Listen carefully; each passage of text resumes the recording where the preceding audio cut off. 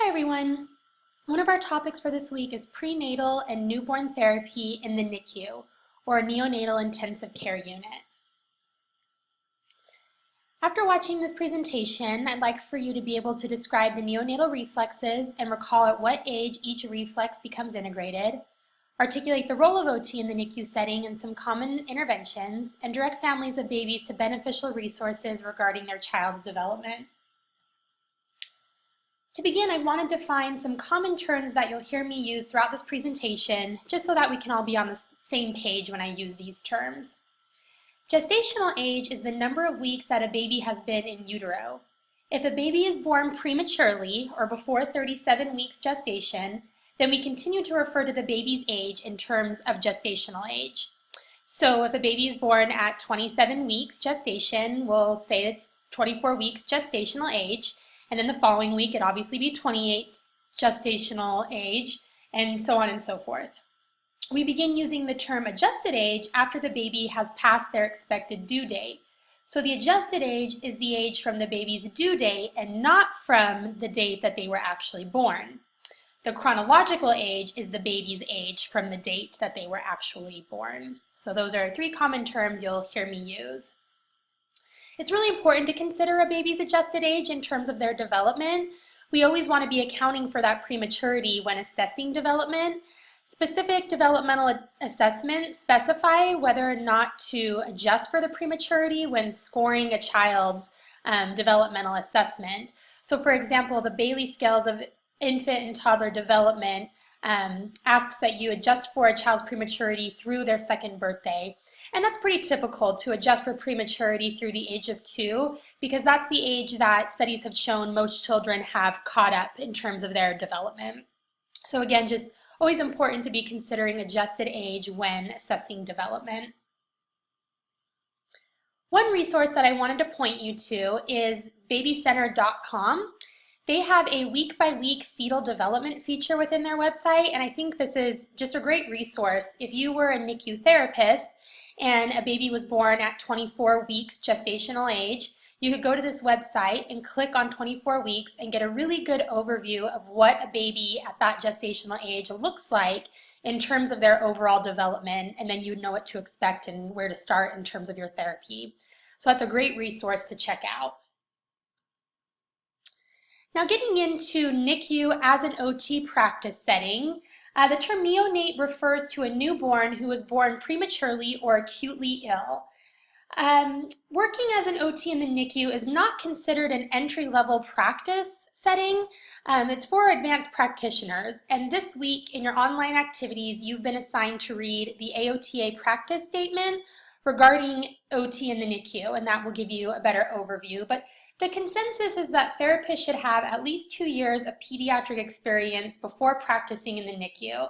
And it's really important to identify a mentor and participate in continuing education courses that will help you become a proficient therapist in this practice setting. OTs in the NICU help to lay the groundwork for a child's future development of occupations, and in this presentation we'll be discussing some of the common assessments and interventions used in this practice setting.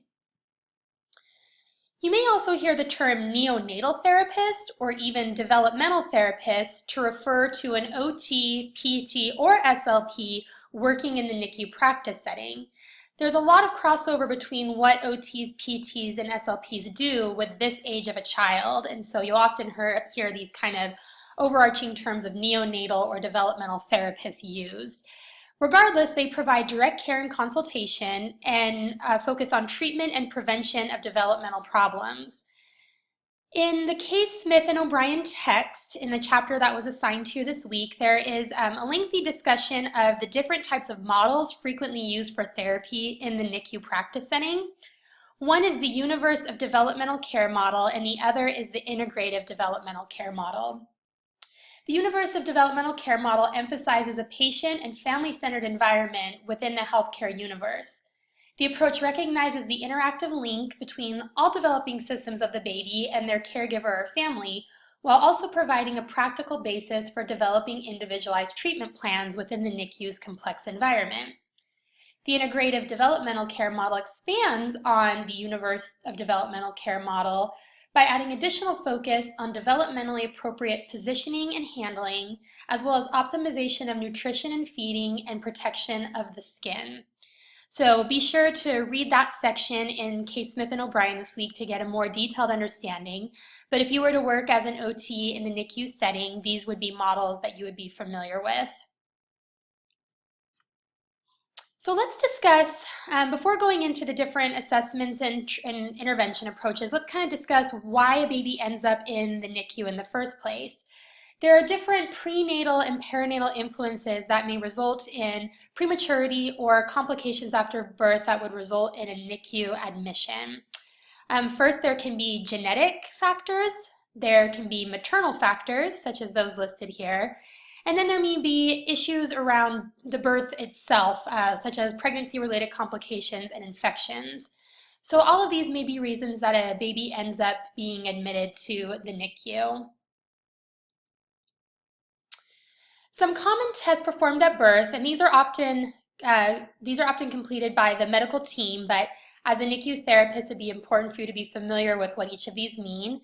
They're looking at APGAR scores, and here's a picture of how APGAR scores are determined, and those are taken at several intervals after the baby's birth.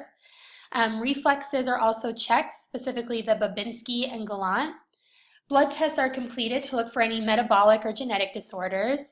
The baby's ears, eyes, limbs, abdomen, skin, and genitals are checked. Height, weight, temperature, and head circumference are measured. And a gestational assessment is performed that includes physical and neuromuscular maturity assessment. When working with infants, it's important to be very familiar with primitive reflexes and automatic reactions, as these will be part of your assessment, whether you're working in the NICU or working with babies after they've been discharged from the NICU. I'm not going to go into each of these in great detail because one of your online activities for this week is to watch some videos that describe each of these and show you how they're tested and what you're looking for. However, I did want you to have this information in written format so you could reference it in the future as you're completing your learning assessments for this class, when you're on your field work, or in your future practice. So I have it all written out here for you. The table is organized to include what the stimulus to test each reflex is, the response you're looking for, the age the reflex emerges, and the age that the reflex should integrate or disappear. So there's this table and this table with the primitive reflexes. And then this one has the automatic reactions. And again, you'll be watching videos this week to learn more about each of these. In addition to the reflexes, you'd also be assessing sensory development in the NICU, and just in general, if you're working with babies, this is something that you would be assessing. You're looking at their vision and hearing. Newborns, their visual acuity is at a 2600, meaning that they see at 20 feet what we see at 600 feet, which is pretty crazy to think about, and their vision develops to near adult levels by the time they're 1 year of age. And then you can also see here how, what age color and depth perception are developing at. In terms of hearing, newborns can't hear soft sounds very well. They display auditory preferences and are sensitive to human speech. But as they develop into infants, their sensitivity to soft sounds and pitch improves, and they develop the ability to localize where a sound is coming from. And then you're also assessing their touch, their sense of smell, and their taste, and you can see how those develop. Those are written here. And then overall, some specific therapy priorities by gestational age, kind of moving from what's being assessed to what some of the specific therapy priorities are for adjusted age, for gestational age.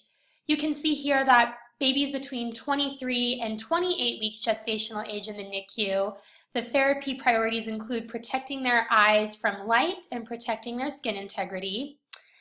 Between 28 and 36 weeks, the therapists focus on protecting their sleep, reducing visual, auditory, and vibratory stimulation, and promoting the NNS, which is the non-nutritive SEP. And between 36 and 40 weeks, the therapist is focusing on promoting healthy visual development and working on feeding skills. So these are just kind of broadly some of the areas that are focused on in terms of therapy in the NICU by gestational age.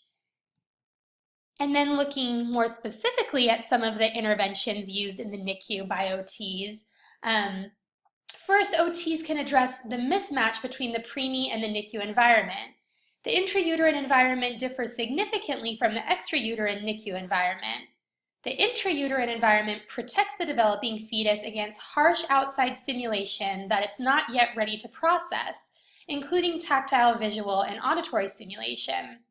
But after a premature infant is born, there's all of a sudden these demands that they have, such as breathing, regulating their body temperature, moving against gravity, adjusting to all sorts of sensory input, coping with invasive procedures, and having frequent disruptions to their sleep. So because the premature infant central nervous system is not quite ready for these overwhelming stimuli, negative sensory experiences start to replace positive sensory experiences, which can permanently affect the baby's brain development. So a major role of OT in the NICU setting is to create and monitor a healing NICU environment that supports the baby's brain development. OTs often work with hospitals to design optimal NICU environments, and they educate other team members on the impact of direct and indirect sensory stimulation. OTs often make recommendations regarding light and sound modifications that can be made in the NICU. OTs also frequently facilitate and promote skin-to-skin or kangaroo care, which provides an optimal environment for the premature newborn, and it helps them to develop their sense of touch and proprioception and teaches them to regulate their body temperature. Massage is also increasingly recommended as an intervention in the NICU. Studies have shown that infant massage is associated with multiple physiological, neurological, behavioral, and neuromuscular benefits for infants, as well as a positive impact on parent stress, attachment, and self-esteem. OTs use a family-centered approach to minimize avoidable family stressors while encouraging family participation in the baby's care. OTs play a vital role in educating caregivers to read their infant's cues, as these cues communicate the infant's needs and status at any given time. OTs can coach caregivers on the use of a slow and interactive approach with their newborn. Along with this, OTs can educate family members on proper skincare by instructing them on bathing techniques and the proper removal of bandages.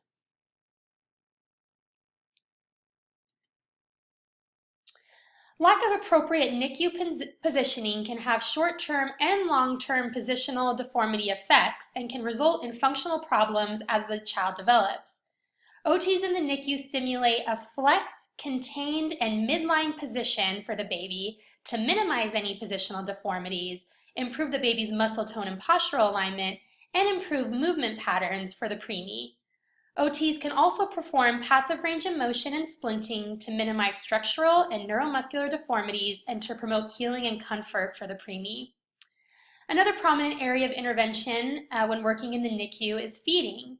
OTs work with mothers and infants on breast and bottle feeding by addressing non-nutritive sucking skills, nutritive sucking skills, and suck, swallow, breathe patterns. In addition, OTs help caregivers by educating them on their infant's feeding readiness by observing the infant's cues. And I just want to reiterate the importance of a family-centered approach in the NICU. It's important to address the NICU experience for the entire family and not just the NICU experience for the infant. It's important to be sensitive to the fact that parents may be experiencing guilt and thinking that their baby's premature birth or their baby's medical issues are due to something they did. There's also a lot of fear of the unknown and anxiety regarding procedures that the baby has to have or anxieties about what the future holds. It's important to be considering if parents are at risk, meaning not prepared for the care of their premature infant. And that can be for a variety of reasons, including emotionally, financially, health-wise. That's why it's important to use the entire team, including social workers, and really using a family-centered approach to make sure that the entire family is doing well and is ready for discharge from the NICU and not just the infant. So I've just touched on some of the common interventions used in the NICU setting, but again, it's important that you read Chapter 21 in Case Smith and O'Brien, as well as the AOTA NICU practice statement posted in this week's online activities for more in-depth information about OT in the NICU setting. In addition, the National Association of Neonatal Therapists and the Hand to Hold websites listed here have excellent information and resources. To wrap up the presentation, I just want to remind you to complete the NICU Resources question activity that's posted in Canvas under this week's online activities, and to bring any questions you have to our class meeting this week. Thanks so much.